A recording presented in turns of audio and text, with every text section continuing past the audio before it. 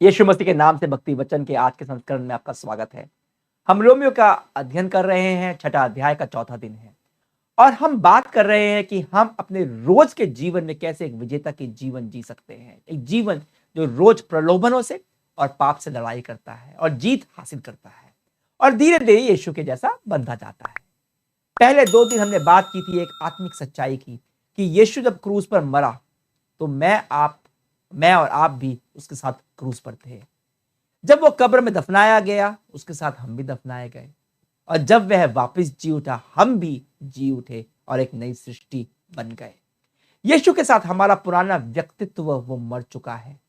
अब हम पाप के लिए मर चुके हैं। इस सच्चाई को विश्वास में बदलने के लिए पहली आवश्यकता है कि उस सोच को चुने, उस सच्चाई को चुने, उस सच्चाई को सोचना चुने जिस बारे में हमने कल को बात की थी। और सोच के बाद आता है कर्म। कल हमने बात की इस आत्मिक सच्चाई पर विश्वास करने की और इस सोच को चुनने की कि मैं पाप के लिए मर चुका हूं किंतु यीशु मसीह में परमेश्वर के लिए जीवित हूं। आज आपने इस विश्वास को चुन लिया पर अभी कुछ करना भी पड़ेगा। कि क्या क्या करना पड़ेगा? देखिए, चर्च में बहुत सारी सभा में भाग लेना, बाइबल स्टडी में भाग लेना, बाइबल की सारी किताबें पढ़ लेना, बाइबल की आयतों को याद कर लेना अच्छा है, पर इन सब से आपका आत्मिक विकास नहीं होगा। इससे फर्क नहीं पड़ता कि आप कितना कितना समय प्रार्थना करते हैं, कितना समय प्रार्थना में गुजारते हैं। मैं यह नहीं कह रहा कि यह सब आत्मिक विश्वास के लिए आपके प्रलोभनों के साथ संघर्ष में पवित्र करने के लिए जरूरी नहीं है। जरूरी है, बिल्कुल जरूरी है, पर यह मत समझिए कि आपने सब यह सब कर लिया तो आपका आत्मिक विकास निश्चित है। नहीं, जरूरी है आपने अपने आप को, अपने शरीर को, अपनी इंद्रियों को किसे दिया हुआ है, किसके हाथों में सौंपा हुआ है, किसके हवाले किया हुआ है। रोमियो 6:12-14 में पौलुस कहता है, इसलिए तुम्हारे नाशवान शरीर के ऊपर पाप का वश न चले ताकि तुम पाप की इच्छाओं पर कभी न चलो। अपने शरीर के अंगों को अधर्म की सेवा के लिए पाप के हवाले न करो बल्कि मरे हुओं में से जी उठने वालों के समान परमेश्वर के हवाले कर दो और अपने शरीर के अंगों को धार्मिकता की सेवा के साधन के रूप में परमेश्वर के हवाले कर दो। तुम पर पाप का शासन नहीं होगा क्योंकि तुम व्यवस्था के सहारे नहीं जीते हो बल्कि परमेश्वर के अनुग्रह के सहारे जीते हो। देखिए, आपका जो अविनाशी व्यक्तित्व है, जो नया हो चुका है, जैसे ही आपने यीशु मसीह को अपना उद्धारकर्ता स्वीकार किया, आपका पुराना व्यक्तित्व मानो यीशु मसीह के साथ मर गया और जो जी उठा वो क्या है? वो आपका अविनाशी व्यक्तित्व है जो यीशु मसीह के साथ अमर है, जो अनंत तक परमेश्वर के साथ रहेगा। परंतु अभी भी आपके पास एक नाशवान शरीर है और इस नाशवान शरीर में अब भी पुरानी लालसाएं हैं, पुरानी पाप की प्रकृति है जो आपको पाप के प्रति आकर्षित करती है, आपको प्रलोभन में डालती है। तो आपके पास अब 2 प्रकृति है। एक अविनाशी व्यक्तित्व जो बिल्कुल पवित्र है, जिसमें यीशु मसीह की धार्मिकता है, उसका परमेश्वर के साथ यीशु के पुनरुत्थान के माध्यम से नया संबंध है। और दूसरा है नाशवान शरीर जिसमें पाप अभी भी शेष है, जिस पर अब भी पाप का राज है, क्योंकि उसका पुनरुत्थान होना तो अभी बाकी है ना, बाद में होगा, यीशु मसीह वापस आएंगे। तो जीवन भर इन दोनों में एक संघर्ष तो चलेगा ही।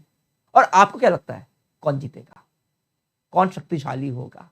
उत्तर बड़ा आसान है, जिस पर आप अधिक ध्यान दोगे, जिसका आप पोषण करोगे। अब यहां आता है एक और चुनाव। आपने सोच लिया है कि आप पाप के लिए मर चुके हो, पर अब आपको कुछ करना पड़ेगा। रोज आपको अपना मालिक चुनना पड़ेगा, रोज, प्रतिदिन, प्रति घंटा, प्रति मिनट, प्रति सेकंड।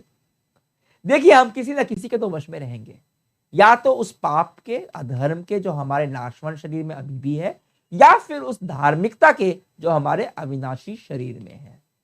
अच्छी बात यह है कि अब हमारे पास विकल्प है कि अपने अंगों को किसके हवाले करें। तो हमें क्या करना है? अगर हम आत्मिक उन्नति चाहते हैं तो हमें पहले निर्णय लेना है कि मैं अपने शरीर के अंगों को अधर्म की सेवा के लिए पाप के हवाले नहीं करूंगा, पर उन्हें परमेश्वर के हवाले कर दूंगा, परमेश्वर को सौंप दूंगा। सीधी सादी बात है। अगर मैं पाप को अपना मालिक चुनता हूं तो मैं पाप की सेवा करता रहूंगा। इसका मतलब यह नहीं है कि मैं अपना उद्धार खो दूंगा या परमेश्वर के सम्मुख यीशु में जो धार्मिकता मेरे को मिली है उसे खो दूंगा, क्योंकि उद्धार जो मुझे अनुग्रह से मिला है वह एक वरदान है, एक उपहार है जो मुझे केवल विश्वास के द्वारा मिला है, बिना कुछ किए। जो मुझे बिना कुछ किए मिला है वह मैं कुछ कर कर खो नहीं सकता। पर अगर उद्धार पाने के बाद भी अनंत काल के लिए अनंत जीवन पाने के बाद भी अपने अंगों को, अपनी आंख, कान, मुंह, मेरे हाथ पैर, सब कुछ को मैं अधर्म की सेवा में लगाता रहूंगा तो मेरा जीवन भी पुराने जीवन जैसा ही रहेगा, एक हारा हुआ जीवन, एक सामर्थ्यहीन जीवन। विश्वासी होते हुए भी मैं ऐसा जीवन गुजार रहा हूंगा जैसे अविश्वासी लोग गुजारते हैं। मेरे जीवन में ना तो परमेश्वर की सामर्थ्य दिखेगी, ना मेरे उद्धार का कोई प्रमाण दिखेगा, और जरा सा भी आत्मिक विकास मेरे में नहीं होगा, जितना भी बाइबल पढ़ लीजिए आप। अब एक उदाहरण देता हूं। एक व्यक्ति था जो कई सालों से दरबान की नौकरी कर रहा था। आते जाते लोगों को दरवाजा खोलता और सलाम ठोकता। अचानक से कुछ हुआ, एक बड़े आदमी से को वो भागे, उसने कुछ किया ऐसा, और बड़ा बड़ा जो आदमी था उसने भाग गया। उसने कहा ये बंदा पढ़ा लिखा है पर दरबान की नौकरी कर रहा है। उसने कहा, ये जो आदमी था नया, एक कंपनी का मालिक था।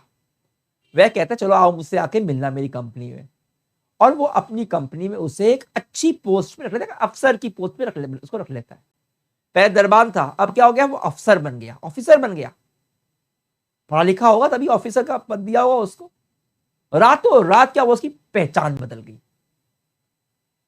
रातों रात पहचान बदल गई। परंतु अगर वह इस नई पहचान के हिसाब से काम ना करे, अब भी वो दरवाजे पर खड़ा हो जाए और आते जाते लोगों को सलाम ठोकने लगे, तो क्या नई पहचान उसके जीवन में कोई बदलाव ला पाएगी? तो जब आप यीशु मसीह में नए हो गए हो, जब आपकी पहचान बदल चुकी है, तो आप पुराने व्यक्तित्व की तरह क्यों चलोगे? आप अपनी पहचान की तरह चलो ना। अब आपका मालिक बदल चुका है, पाप आपका मालिक नहीं रहा पर परमेश्वर है। आपकी पहचान बदल चुकी है, आपका पद, पहले आप पापी थे, अब आप परमेश्वर की धार्मिकता हो। अपना आचरण भी तो आपको उसके हिसाब से करना पड़ेगा। तो अब आपको जो भी करोगे उसके लिए करोगे। देखिए, प्रलोभन तो आएंगे, प्रलोभन आएंगे, परंतु निर्णय लेना पड़ता है हर क्षण। क्या मैं धार्मिकता की सेवा करूं या मैं अधर्म की? क्या मैं प्रलोभन की आवाज सुनूं या फिर परमेश्वर की, जो उसने अपने वचन के द्वारा बोली है? मेरा मालिक क्या अब भी पाप है या फिर धार्मिकता है? और आप सही निर्णय कैसे लेते हो? अब आप इस आशा से धर्म की सेवा करने के इच्छुक नहीं हो कि आप अगर अच्छा करोगे, धर्म की सेवा करोगे, धार्मिकता की सेवा करोगे, तो परमेश्वर आपको नया जीवन देगा भविष्य में। नहीं, आपको धर्मी ठहराएगा वो, कभी आगे चलकर नहीं। इसे धर्म कर्म कहते हैं, इसे धर्म कर्म कहते हैं, व्यवस्था कहते हैं। पर हम यह निर्णय इस विश्वास के साथ लेते हैं कि हम नए हो चुके हैं। परमेश्वर ने हमें यीशु मसीह के क्रूस और पुनरुत्थान के द्वारा नया कर दिया है। मेरी पहचान बदल चुकी है, मैं वह पुराना वाला व्यक्ति रहा ही नहीं, मैं यीशु मसीह में नया हो गया हूं। सही निर्णय आप हर समय आप तभी ले सकते हो जब इस बात को लेकर आप हर समय जागरूक रहो, अवेयर रहो कि मैं अब व्यवस्था के सहारे नहीं पर अनुग्रह के सहारे जीता हूं। क्योंकि जब आप व्यवस्था के सहारे जीते हो तो आपकी चेतना में केवल एक ही बात रहती है, या कुछ गलत ना कर दूं, मैं व्यवस्था किसी नियम को ना तोड़ दूं, कहीं मैं कोई पाप ना कर दूं। आपकी चेतना में केवल पाप रहता है और आप पाप कर डालते हो। जो आपकी चेतना में रहेगा ना, जिसके बारे में हमेशा सोचोगे आप, अब वही करोगे। और यही होता है व्यवस्था के साथ। इस बारे में हम अगले सप्ताह बात करेंगे।